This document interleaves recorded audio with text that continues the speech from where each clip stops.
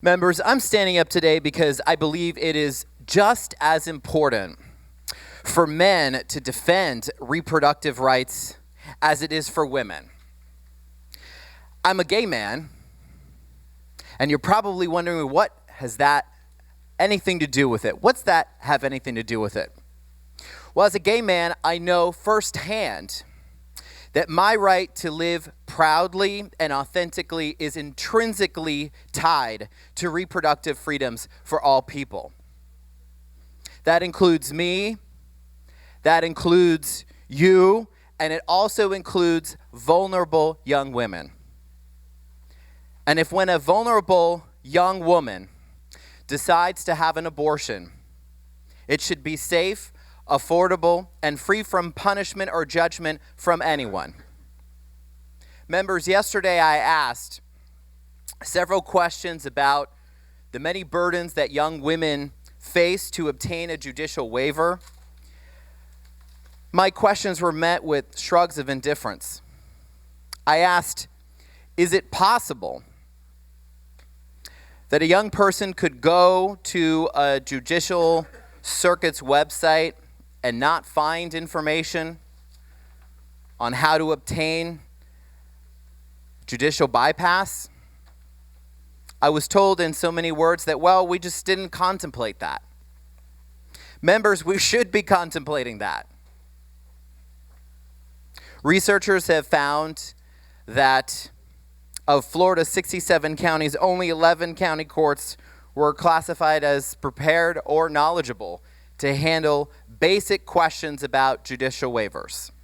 In other words, young women who do not understand their options are calling county courts across the state and getting very few answers on how to apply for a judicial waiver, how to proceed, what are their rights. Sometimes they're getting nothing at all. These real obstacles to judicial waivers, they cost time and they cost money. And when vulnerable young women face these barriers during an unintended pregnancy, wasted time can impose major consequences both personally and medically. We know that in a vast majority of circumstances, parents are already involved. But as Representative Fitzenhagen correctly pointed out, we don't live in a utopia. Teenagers are victims of human trafficking, of rape, of incest. Their parents are undocumented. Sometimes they're incarcerated or just not in the picture at all. And there are so many circumstances that some may perceive as hypotheticals, but they're not hypotheticals. It's real life. It's real life for too many young women in Florida. And as we know, forced parental involvement or judicial waiver is not always an easy option. Members, we clearly fundamentally disagree on matters of reproductive health and access.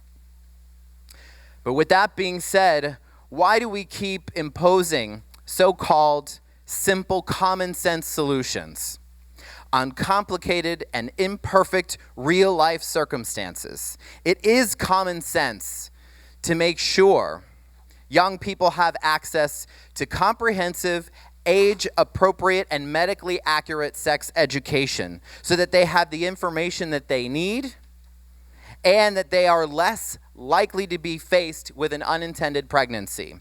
We should be doing that. Representative Jones talked about the need for us to change the conversation to better access. We should be doing that. This is not the solution.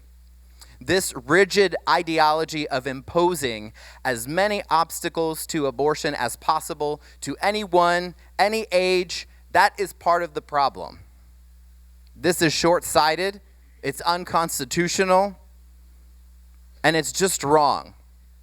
And I ask you to join me, join the men and women, join the Republicans, join the Democrats in opposing this truly bad bill. Thank you, members.